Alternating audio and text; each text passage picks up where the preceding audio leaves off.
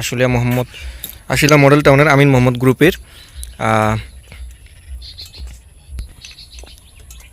কে ব্লগে 5 কাঠার একটি জমির ভিডিও নিয়ে। জমিটি হচ্ছে দক্ষিণ ফেস।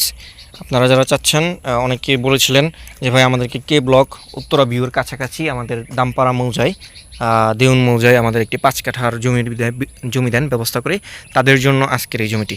আমি আমাদের সর্বপ্রথম একটু দেখে নিচ্ছি। এই যে আপনারা দেখতে পাচ্ছেন, এটি হচ্ছে এভিনিউ রোড। এই এভিনিউ রোড থেকে এটি একটি সারা রাস্তা, কয়েকটি প্লট পরেই হচ্ছে আমাদের এই যে 5 কাঠার প্লট।